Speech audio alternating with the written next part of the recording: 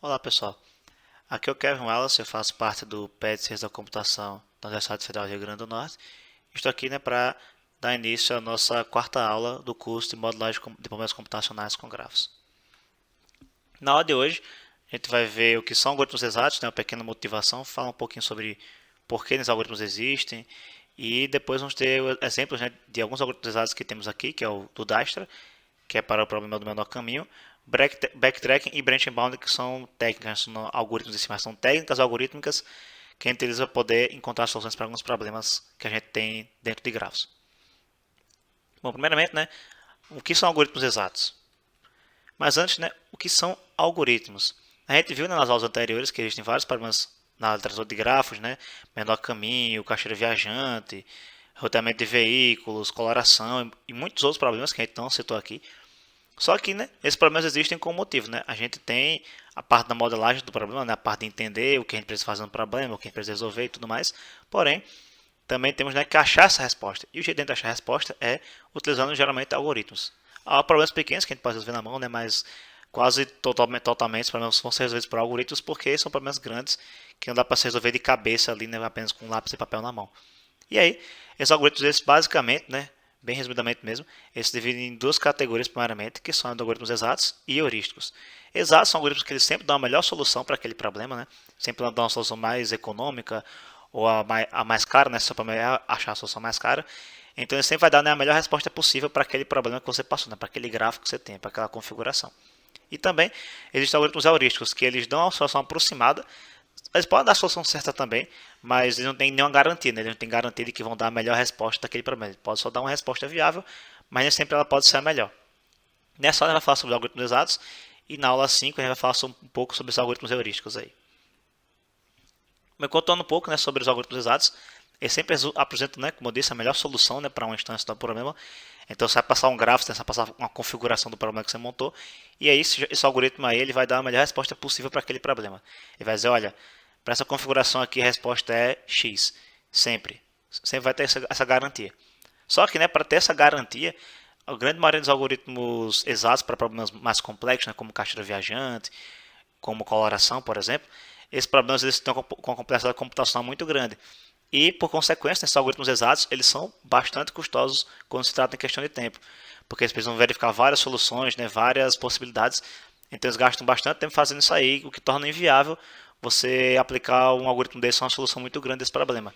Então, por exemplo, com caixeira viajante, existem problemas com 10 vértices que você pode até solucionar com um algoritmo exato. Mas, claro, para uma coisa mais real, que vão ter 50, talvez até mais vértices, isso já se torna inviável, porque um algoritmo exato ele demoraria milhares de anos para poder rodar.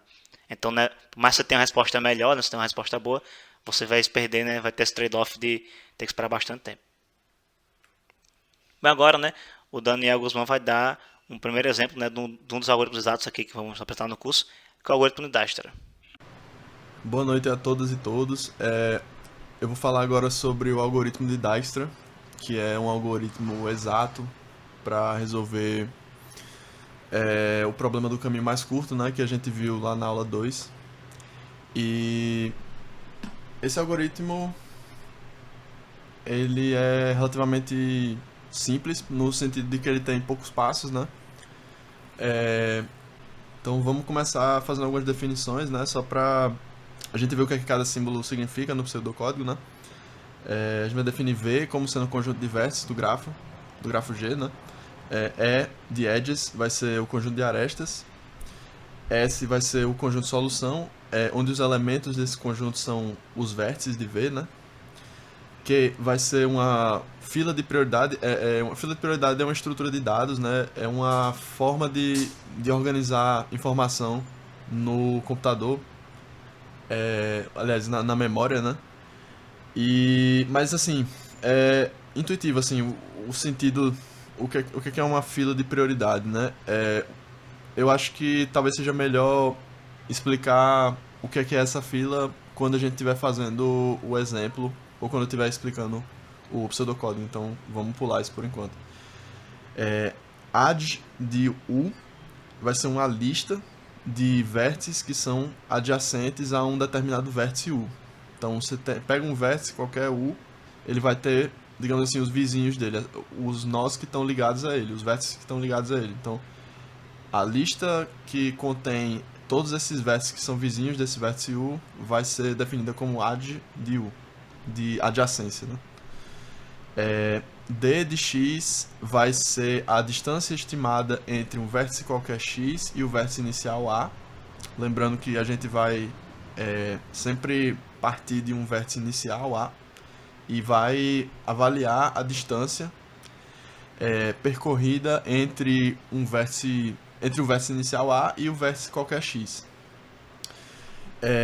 Esse sigma de AX é a distância do verdadeiro caminho mais curto entre x e A. Então, de alguma forma, a gente vai descobrir qual é o menor caminho, né, entre A e x, e esse caminho vai ter uma distância associada a você, né, vai ter um número associado a essa distância que representa a distância total referente ao caminho mais curto.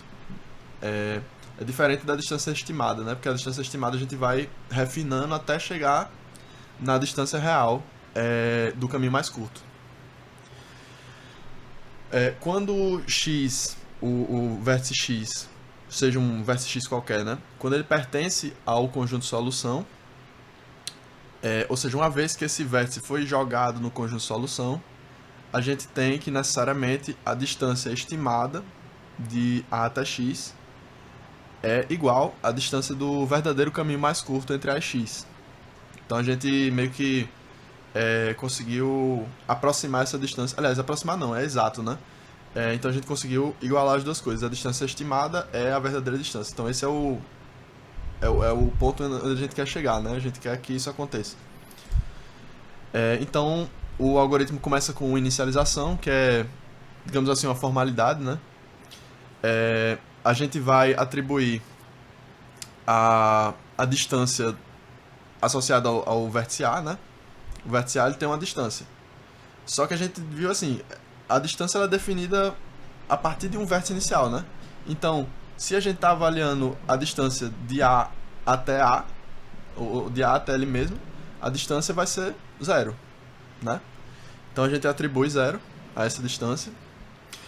E para cada vértice V pertencente a o conjunto de vértices menos o conjunto de solução, né?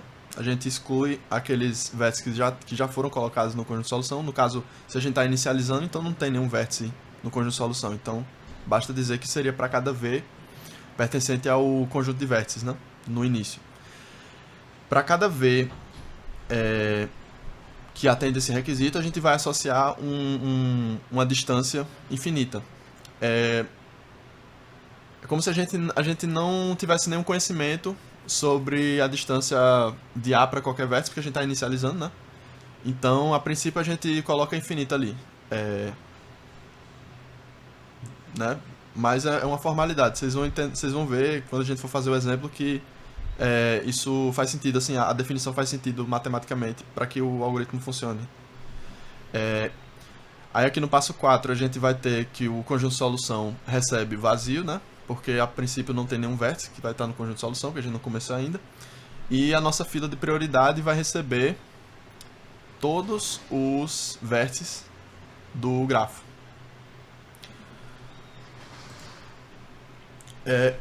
Então o algoritmo é o seguinte.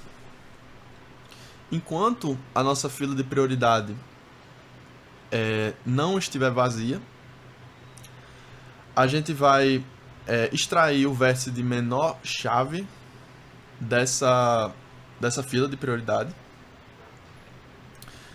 Assim, isso tá meio abstrato, tá meio confuso, né? Mas a gente vai entender quando for fazer o exemplo. Tá, em seguida a gente vai atribuir ao conjunto de solução todos os elementos que já estavam, que já pertenciam ao conjunto de solução, né? Unidos com o elemento U, que a gente acabou de extrair, né? Daquela fila de prioridade.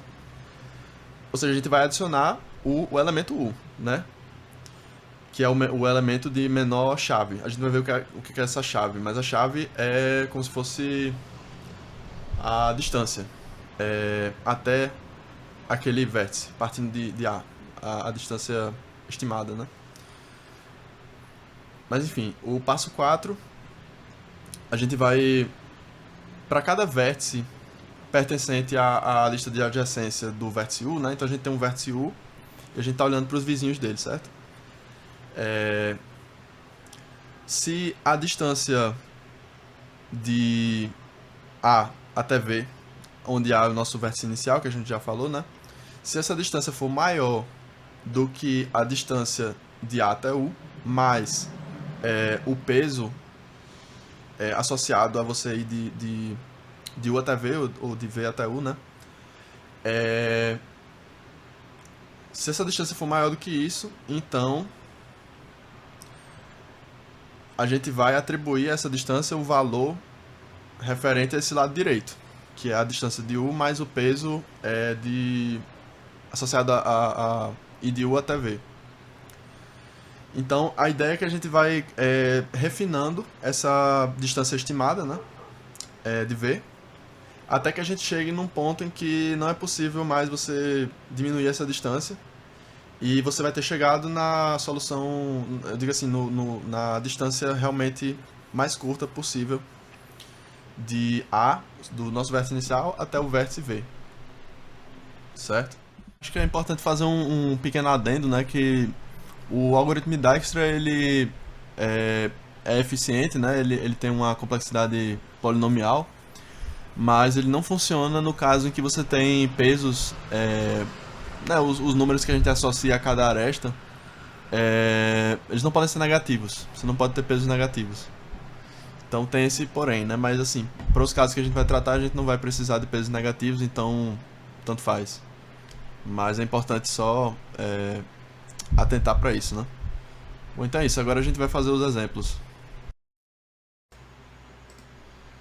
Bom, pessoal, então vamos fazer o primeiro exemplo aqui do algoritmo de Dijkstra. A gente vai tratar do caso mais simples, em que você tem um gráfico que não é direcionado, ou seja, não tem uma setinha que vai dizer assim, se você só pode ir de B até D ou de D até B, né? Tanto faz. E você não tem pesos, né? Os pesos pode dizer que são todos 1, né? E você também não vai ter bidirecionalidade, você não vai ter mais de um caminho mais de uma aresta entre dois vértices, né? O caso mais simples. Então, a gente vai ver aquela questão da fila de prioridade, né? A fila de prioridade é só uma representação de uma distância estimada, né? E a gente também tem um rótulo que vai dizer de qual vértice você está partindo. Então, concretamente, a gente está partindo do nó inicial A. Então, qual é a distância de A até A? 0, né? E a gente está partindo de A, então eu vou colocar esse rótulo aqui do lado. A gente não está olhando para nenhum vizinho, nenhum outro vértice, então a gente não tem noção de qual é a distância estimada, então a gente vai colocar infinito em todos, né? Copiar aqui para ser mais rápido.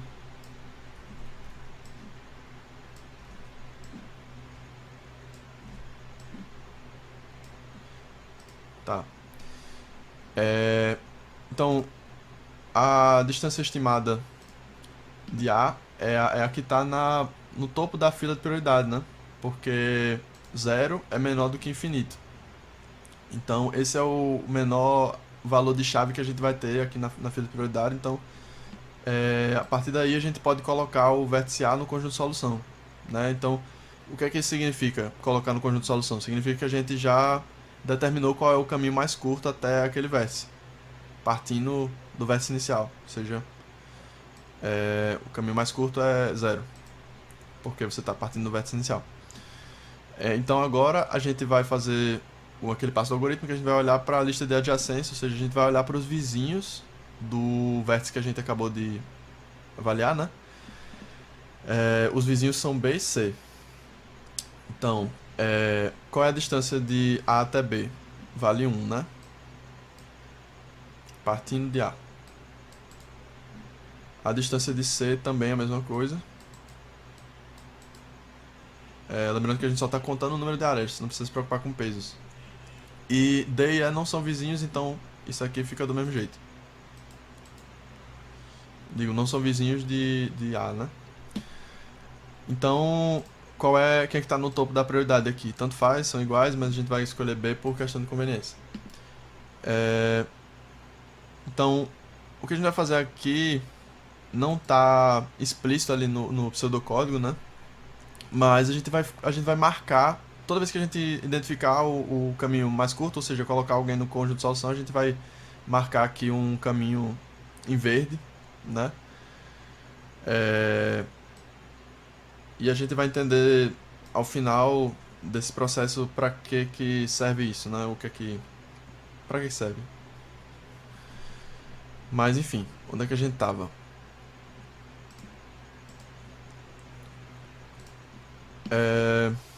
Então, B foi para o conjunto de solução. Então a gente agora vai olhar para os vizinhos de B. Os vizinhos de B são A, C e D. A já está no conjunto de solução, não precisa olhar. C é a distância de A até C passando por B vai valer 2, né? Só que 2 é maior do que 1.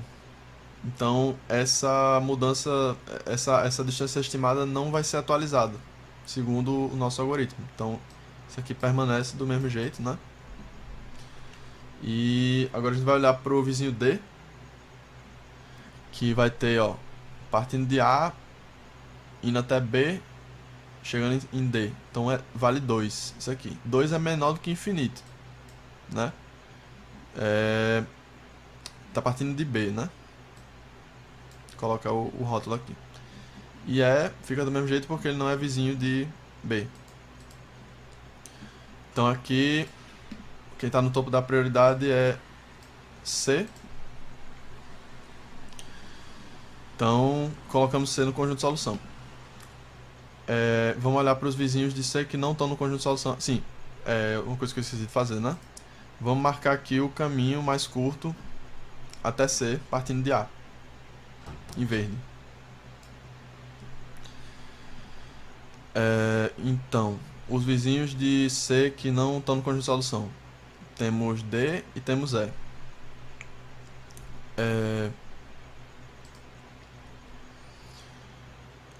Então, o caminho de A até D, passando pelo nosso vértice de interesse C, vai valer 2, né? Porque A, C, D vale 2. Só que 2, a gente já tem um caminho que vale 2. Então, o algoritmo não vai substituir.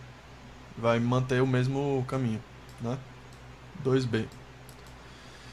E o vértice E, a distância estimada de A até E passando por C vai ser 2 também.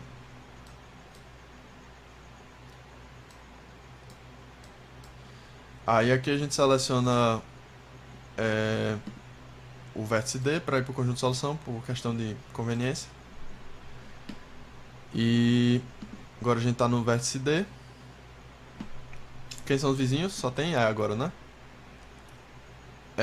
Qual é o caminho, o valor do caminho mais curto? Desculpa, eu esqueci de fazer uma coisa, pessoal. Esqueci novamente de colocar o caminho, né? Então, D, partindo de B, né? Esse caminho aqui, o caminho mais curto. Então a gente agora está no vértice D, vai olhar para o vizinho E. O caminho de A até E passando por D vai valer 1 mais 1 mais 1, que é 3. Só que 3 é maior do que 2. Então, rejeita essa mudança. Permanece o caminho 2C. E só sobrou isso na nossa fila de prioridade. Então, vamos marcar aqui o caminho, né? Partindo de C. Chegando em E. Então, esse é o final do algoritmo. A gente encontrou uma árvore, assim, o termo é uma árvore de caminhos mais curtos, né? Que a partir dessas linhas verdes aqui, ó, desses caminhos que estão marcados em verde, a gente consegue determinar, por exemplo, lembrando do nosso problema, né? Problema do menor caminho. A gente está interessado no menor caminho entre o vértice inicial A e um vértice específico. Pode ser o vértice E, por exemplo. Então, qual vai ser o menor caminho? A gente começa em A, aí a gente vai para C, né? E depois para E. E note assim que não tem outro jeito de você chegar em E, só tem essa possibilidade. Então, essa árvore ela realmente vai permitir que a gente encontre todos os caminhos mais curtos de um vértice inicial até qualquer outro vértice. É por isso que a gente faz isso. Mas assim, no pseudocódigo não tem nada falando disso, né? Mas você pode armazenar essa informação de alguma forma. A gente deixa isso em aberto, mas você pode fazer isso. E assim, é a forma mais conveniente de se fazer. Então, a gente tratou do caso mais simples. O próximo exemplo vai ser mais complicado. A gente vai ter pesos e a gente vai ter mais de uma direcionalidade.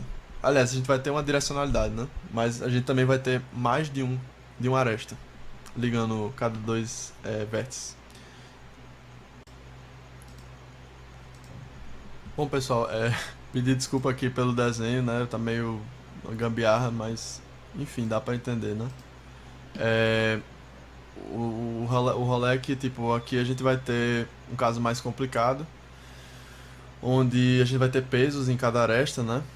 Não vale mais um, necessariamente. A gente vai ter setinhas indicando a direcionalidade das arestas, ou seja, você só pode ir de A até B, não tem como você ir de B até A diretamente, né?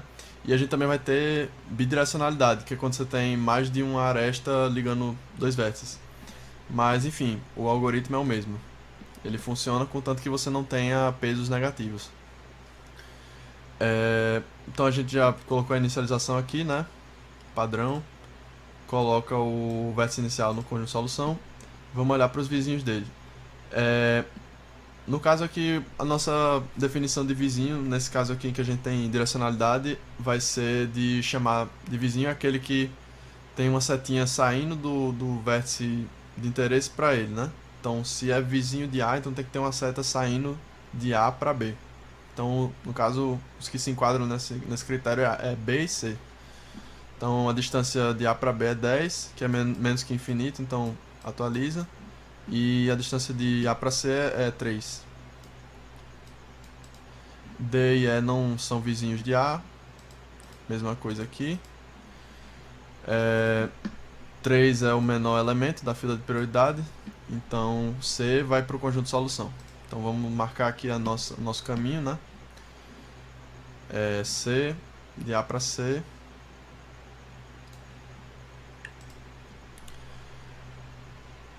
Então a gente está em C. Vamos olhar para os vizinhos de C. A não é mais vizinho, né? Pela nossa definição, a gente só tem B, D e E. Então, a distância de A até B passando por C vai ser 3 mais 4, que é 7. 7 é menos que 10. Então a gente atualiza aqui. Desculpa, C, né? Passando por C. Olhar para D agora. Então D, a distância de A até D passando por C é 3 mais 8, 9, 10, 11. Que é menos que infinito. E distância de A até E passando por C é 3 mais 2, que é 5. Então, o menor elemento, o elemento com maior prioridade da fila de prioridade vai ser esse aqui. Então, o vértice E vai para o nosso conjunto de solução. Aí a gente marca aqui, né, o caminho de C até E. Caminho mais curto. Tá. Quem são os vizinhos de E?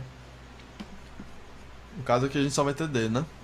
Setinha indo de E até D, então o único vizinho é D. Qual é a distância de A até D passando por E?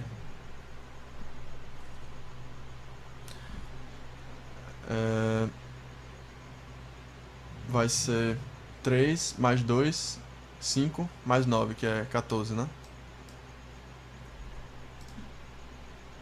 Só que 14 é maior do que 11, então a gente não vai atualizar, a gente vai manter aqui. Nossa, eu tô errando aqui as cores. Né? E lembrando que esse elemento aqui da fila de prioridade não desaparece, ele continua aqui, né? A gente só vai esquecer os que já foram para o conjunto de solução. Bom, quem é o menor elemento aqui? É o 7, né? O que vale 7, né? Então, vamos colocar o vértice B no conjunto de solução.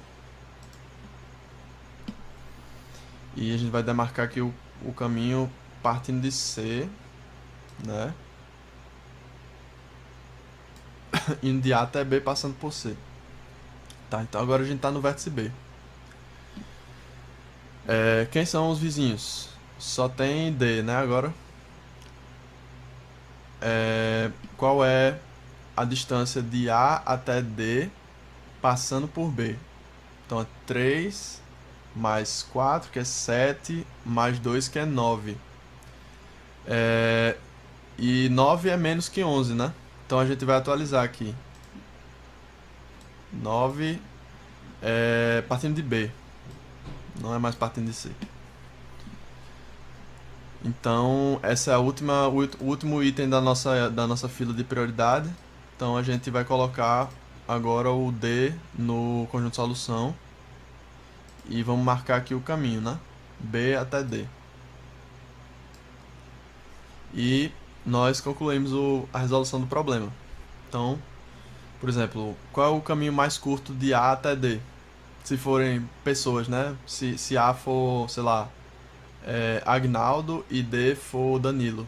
Qual é o caminho mais curto entre Agnaldo e Danilo numa rede social, né? Então vai ser A para C, para B, para D. Esse é o caminho mais curto. Bom, então é isso, né?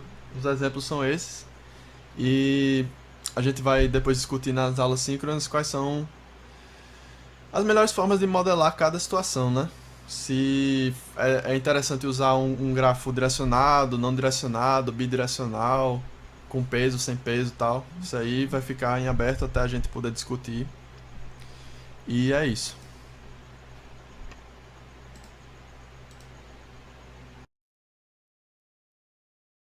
Olá, me chamo Gabriel Martins, faço parte do grupo do PET Ciência da Computação da Universidade Federal do Rio Grande do Norte e vou dar continuidade na aula 4 do curso de modelagem de grafos, modelagem com grafos.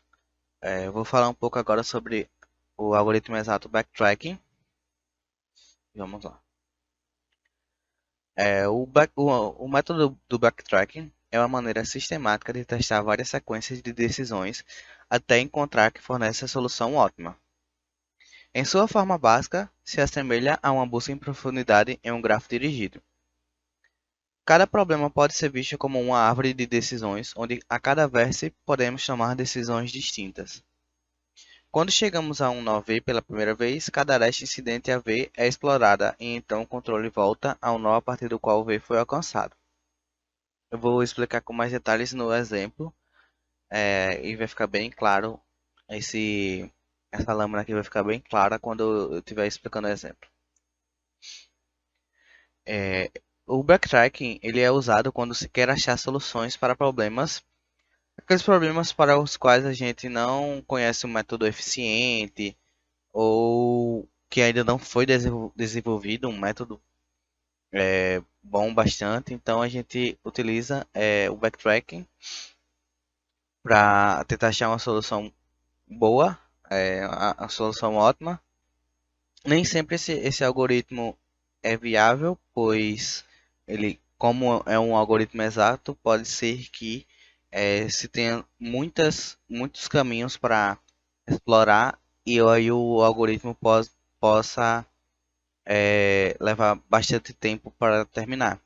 Porém, ela é uma solução que é bastante usada por ser simples de entender, né? E que é um algoritmo exato. Então, se você colocar para rodar no seu algoritmo, ele vai achar a solução ótima se existir, né? Ele vai encontrar a solução, mesmo que demore algum tempo, mas ele irá encontrar a solução. Então, é um bom método para problemas que não existem ou possuem métodos mais complicados de achar soluções. Enfim, em geral, utiliza a recursividade. É um princípio que a gente usa bastante para conseguir fazer os, os backtracks, né? Fazer as voltas. A gente utiliza a recursividade para isso.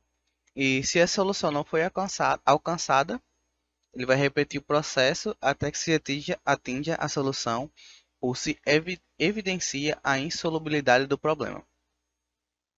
Então, ele vai até onde ele conseguir. Quando ele não consegue mais resolver o problema, ele vai voltar o backtracking e vai tentar outros caminhos. Se ao final de todos os caminhos ele não conseguir encontrar a solução, é porque aquela solução é insolúvel. Não se pode chegar à solução final daquele problema. Então, o algoritmo finaliza. Agora vamos mostrar um exemplo da utilização do método de backtracking para resolver esse labirinto. E o que a gente quer aqui é sair daqui desse ponto inicial e chegar aqui nesse outro ponto. Então a gente começa na posição 1 e a gente vai fazer a nossa árvore de busca aqui para conseguir implementar e mostrar como é a execução do algoritmo de backtracking. Então, o primeiro passo a gente vai para frente. E aí ainda tem uma possibilidade de ir para frente, então a gente continua, vai para frente de novo. Nesse caso não tem nenhuma possibilidade de que o nosso personagem, né, digamos que aqui é o caminho de um personagem, o nosso personagem consiga ir para outro canto. Então ele vai fazer o backtracking, vai voltar para a posição 2. Na posição 2 também não existe nenhum caminho que ele possa seguir, então ele vai voltar novamente a fazer o backtracking para a posição 1. Então, a gente voltou para cá. Na posição 1, ele tem outra opção de caminho para seguir. Então, como é a única que falta, que a gente ainda não visualizou, a gente vai visualizar agora. Então, ele vai para a direita. Lembrando que para frente aqui, ele começa daqui, né? Então, ele vai para frente, volta para cá, então vai para a direita, que é para baixo. Aí aqui, no na posição de número 4, ele só tem uma possibilidade, então ele vai para frente, que é para baixo, né, no caso. Na posição 5, ele tem duas opções. E primeiramente ele vai escolher para baixo. E aí chegou na posição de número 7.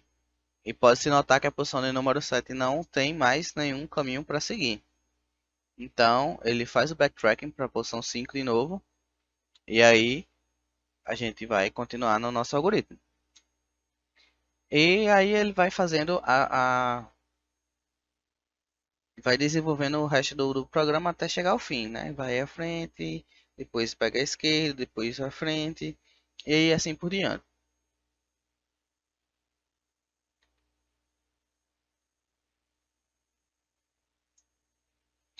Agora eu vou falar um pouquinho do algoritmo de branching bound.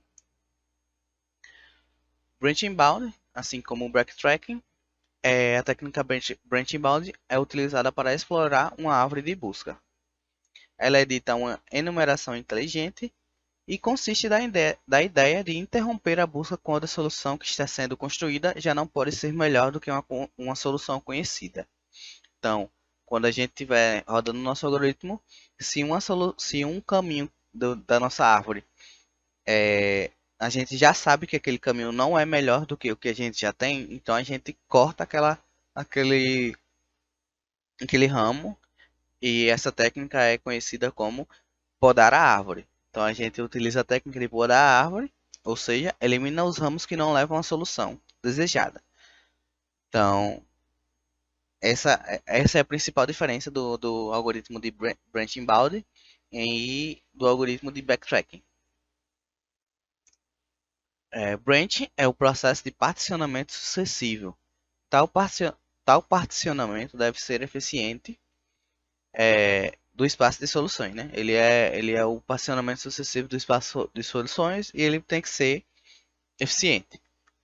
O bound é o processo de cálculo de limites inferiores e superiores para a solução do problema, a fim de determinar se vale a pena continuar a busca em um dado ramo e determinar qual caminho de busca aparentemente mais promissor para explorá-lo primeiro.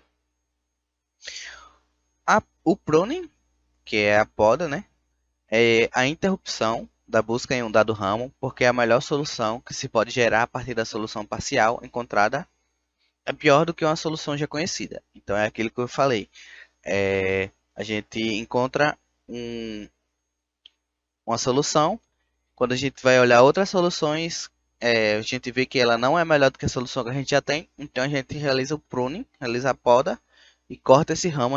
O nosso algoritmo não faz a análise, não vai passar por aqueles vértices que estavam naquele ramo. Em um problema de minimização, se o limite inferior calculado em uma sub-região A é maior que o superior de uma sub-região B, a sub-região A pode ser eliminada, porque é exatamente o que a gente está falando nesses outros tópicos anteriores. Essa sub-região A, ela não vai ser melhor do que a sub-região B que a gente já tem, então a gente pode cortar. Um exemplo de branch bound para o caixeiro viajante, que é o clássico problema do caixeiro viajante, né?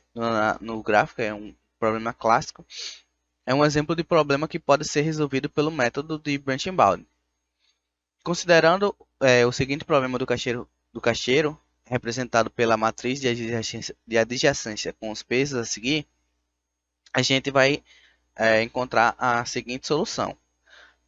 Lembrando que aqui a gente não está dando ênfase na resolução desse problema do caixeiro viajante, porque estamos apenas focados na poda, estamos apenas focados na utilização do branch bound. Então, consumiria muito tempo para explicar esse exemplo do caixeiro viajante.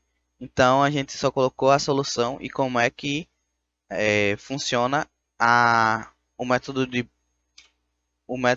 branch bound aqui.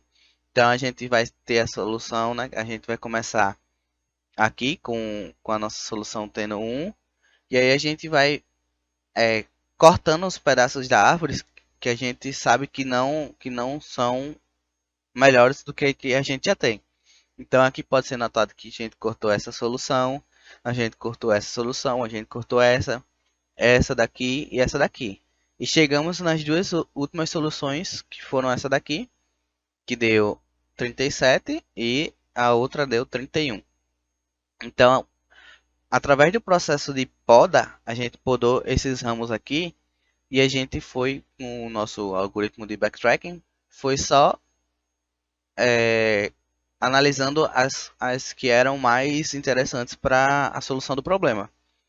Então, tudo que era desnecessário, que a gente sabia que era melhor, ou sabia que não poderiam ser alcançadas, né? Não poderiam ser soluções viáveis, a gente já cortou e ficamos com um algoritmo bem mais eficiente do que se a gente tivesse analisado todos esses ramos aqui que foram cortados.